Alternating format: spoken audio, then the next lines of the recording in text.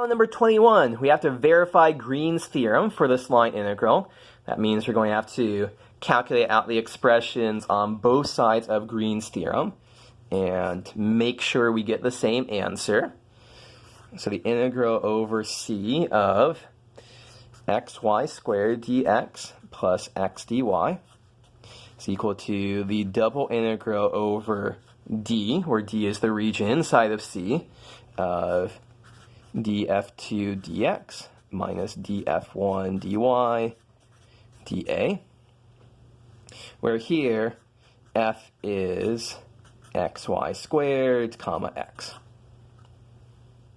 Okay, so we've got two integrals to do, this one and this one. Let's take them in turn. Let's do the left side first. Doesn't matter which side we do. The integral over c of xy squared dx plus x dy. What are we integrating over? We're integrating over just a unit circle with the standard counterclockwise orientation. So that means our parametrization, a good choice would be cosine t sine t. T is running from 0 to 2 pi. And r prime of t is, of course, going to be minus sine t and cosine t, f of r of t.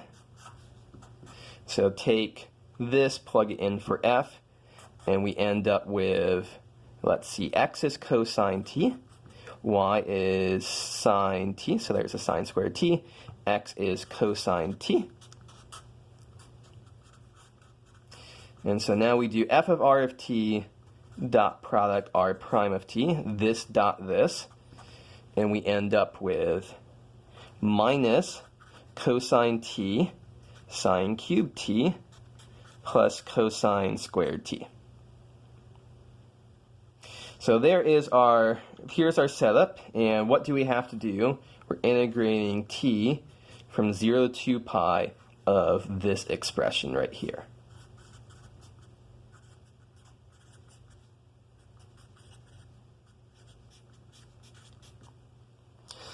Okay, so on the next slide, we'll go ahead and actually do this integration.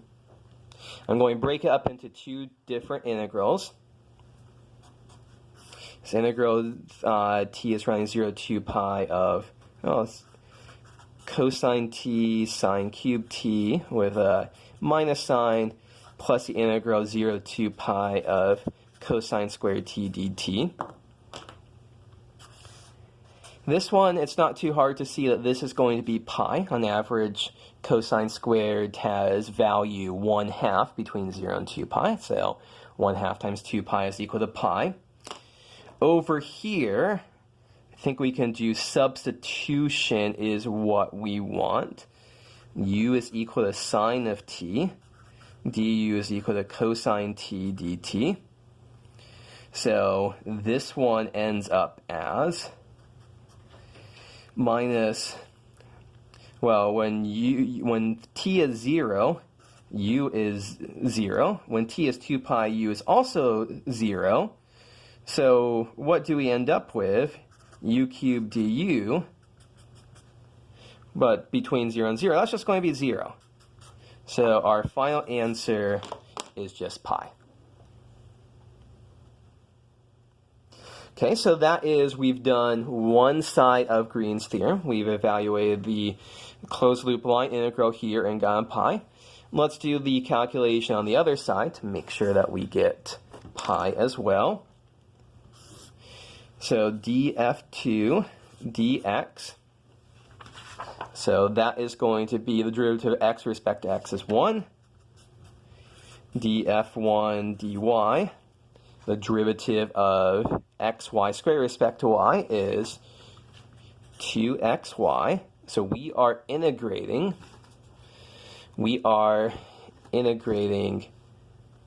1 minus 2xy over, what is d here? The region we're integrating is the region inside our circle. So we are integrating over the region x squared plus y squared is less than or equal to 1 minus 2xy.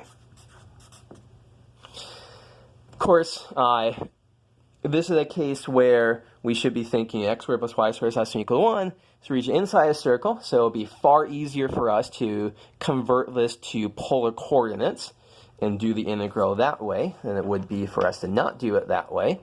So let's go ahead and do that. So theta is running 0 to 2 pi.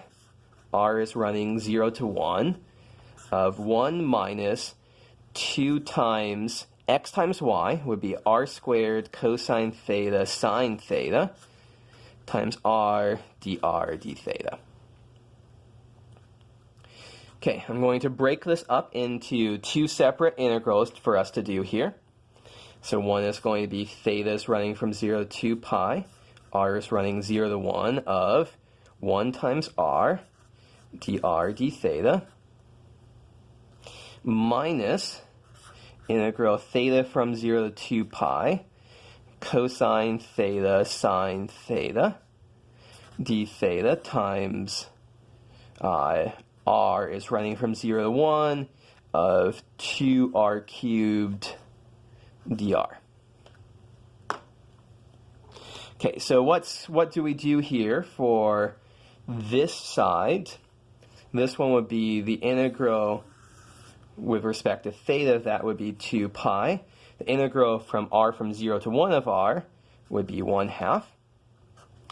Minus this integral is going to be r to the 4th divided by 2 when we do that, so it'll be 1/2 when we substitute in. And finally here, we have to do a substitution. U is equal to sine theta. Du is equal to cosine theta d theta. And oh look, I think we've seen this before. Theta from, u from 0 to 0. When we plug in theta is equal to 0 to 2 pi, and for theta here, u is sine of 0 or sine of 2 pi, are both 0. So this whole expression is going to be 0. So we end up with 2 pi times 1/2 minus 0 times 1/2. Our final answer here is pi. And so that exactly matches that answer there for that pi. So we have successfully verified Green's theorem. We get the same answer no matter which side of the calculation we do. Okay, so that's problem 21. Let's look at problem 22. So calculate out this vector surface integral.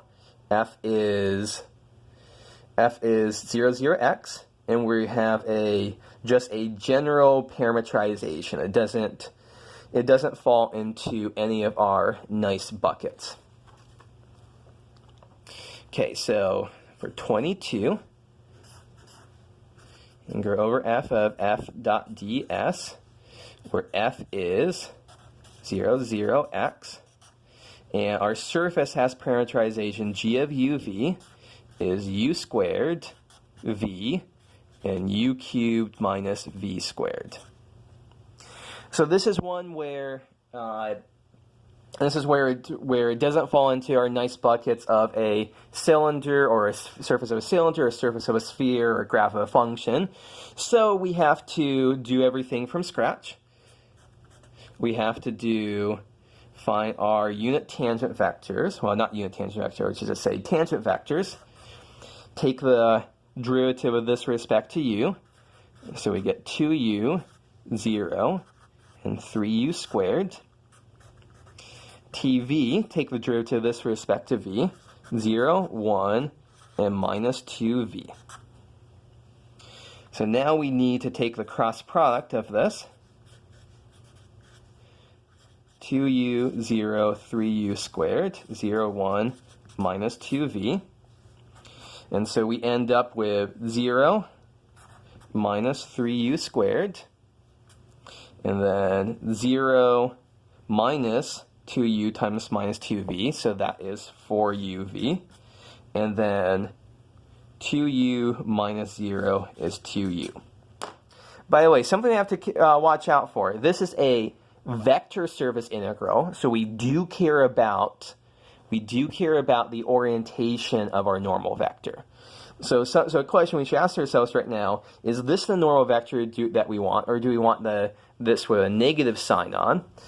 Well, we can tell the answer. I didn't point this out earlier. This says we want this to be oriented with upward pointing normal vectors.